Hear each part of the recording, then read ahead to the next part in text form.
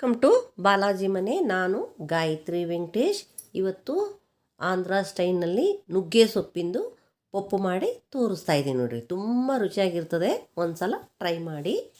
ಮೊದಲನೇ ಬಾರಿ ನಮ್ಮ ಚಾನಲನ್ನು ನೋಡ್ತಾ ಇದ್ದರೆ ಪ್ಲೀಸ್ ಸಬ್ಸ್ಕ್ರೈಬ್ ಆಗಿ. ಬನ್ನಿ ಹೇಗೆ ಮಾಡೋದು ಅಂತ ನೋಡ್ಕೊಂಬರೋಣ. ಒಂದು ಕಡಾಯಿನ ಇಟ್ಟಿದ್ದೀನಿ, ಸ್ಟವ್ ಆನ್ ಮಾಡಿಬಿಟ್ಟು. ಈಗ ಇದು ಕಡಾಯಿನಲ್ಲಿ ಎಣ್ಣೆ ಕಾದಿದೆ. ಸಾಸಿವೆ, ಜೀರಿಗೆ, ಹಸಿಮೆಣಸಿನ್ಕಾಯಿ, ಕರಿಬೇವು ಮತ್ತು ಸಣ್ಣಗೆ ಹೆಚ್ಚಿದಂಥ ಈರುಳ್ಳಿ ಹಾಕಿಬಿಟ್ಟು ಅದನ್ನ ಸ್ವಲ್ಪ ಕಲರ್ ಚೇಂಜ್ ಆಗಬೇಕು ಅಲ್ಲಿ ತನಕ ನಾವು ಈ ಕಡೆ ಈ ನುಗ್ಗೆ ಸೊಪ್ಪನ್ನ ತೊಳೆದಿಟ್ಕೊಂಡು ಸಣ್ಣಗೆ ಹೆಚ್ಕೋಬೇಕು. ಪೂರ ಸಣ್ಣಗೆ ಏನು ಬೇಕಾಗಿಲ್ಲ, ಸ್ವಲ್ಪ ಹೆಚ್ಕೊಂಡು ಈ ಹೆಚ್ಚಿದಂಥ ಸೊಪ್ಪನ್ನ ಈಗ ಇದು ಈರುಳ್ಳಿ ಕಲರು ಚೇಂಜ್ ಆಗಿದೆ. ಈಗ ಅದರಲ್ಲಿ ಸೊಪ್ಪನ್ನ ಹಾಕಿ ಒಂದು ಸಲ ಕೈ ಆಡ್ಕೊಂಡ್ಬಿಡಿ.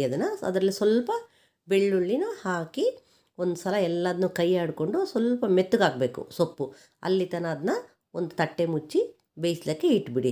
ಅದು ಸೊಪ್ಪು ಮೆತ್ತಗಾಗಿದೆ. ಈಗ ಟೊಮೆಟೊನ ಹಾಕಿದ್ದೀವಿ. ಟೊಮೆಟೊನೂ ಅಷ್ಟೇ, ಅದು ಮೆತ್ತಗಾಗಬೇಕಲ್ಲ, ಸೊಪ್ಪು ಅದು ಎಲ್ಲ ಮೆತ್ತಗಾಗಬೇಕು. ಅದಕ್ಕೆ ಸ್ವಲ್ಪ ನೀರು ಚಿಮಿಸಿ ಒಂದು ತಟ್ಟೆನ ಮುಚ್ಚಿಟ್ಟು ಮೆತ್ತಗಾಗಲಿಕ್ಕೆ ಬಿಡಬೇಕು. ಈಗ ನೋಡಿದ್ದು ಈ ಸಲ ಮತ್ತೆ ಈ ಥರ ಕೈ ಆಡ್ಕೋಬೇಕು. ಕೈ ಆಡಿಕೊಂಡು ಮತ್ತೆ ತಟ್ಟೆ ಮುಚ್ಚಿ ಬೇಯಿಸ್ಲಿಕ್ಕೆ ಇಡಬೇಕು. ಈಗ ಎಲ್ಲ ಟೊಮೆಟೊ ಸೊಪ್ಪು ಅದೆಲ್ಲ ಚೆನ್ನಾಗಿ ಬೆಂದಿದೆ. ಈಗ ಇದಕ್ಕೆ ಬೇಯಿಸಿದಂಥ ತೊಗರಿಬೇಳೆನ ಹಾಕ್ತಾಯಿದ್ದೀನಿ ನೋಡಿ.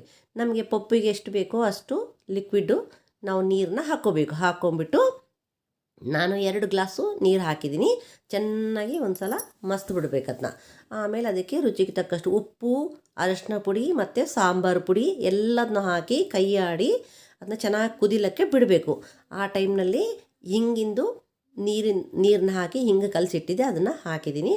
ಹಾಕಿ ಚೆನ್ನಾಗಿ ಕುದಿಸ್ಬೇಕು. ಅದನ್ನು ಚೆನ್ನಾಗಿ ಕುದಿಸಿ ಒಂದು ತಟ್ಟೆ ಮುಚ್ಚಿ ಪಕ್ಕಕ್ಕೆ ಇಟ್ಕೋಬೇಕು. ಆಮೇಲೆ ಒಂದು ಕಡಾಯಿನಲ್ಲಿ ಎಣ್ಣೆ, ಸಾಸಿವೆ, ಒಣ ಮೆಣಸಿನ್ಕಾಯಿ ಮತ್ತು ಕರಿಬೇವು ಎಲ್ಲದನ್ನೂ ಹಾಕಿ ಒಗ್ಗರಣೆಯಿಂದ ಹಾಕಿಬಿಟ್ಟು ಆಮೇಲೆ ಆ ಒಗ್ಗರಣೆ ಹಿಂಗಿರ್ತಿದ್ದಂಗೆ ಮೇಲೆ ತಟ್ಟೆನ ಮುಚ್ಚಿಟ್ಬಿಡಬೇಕು.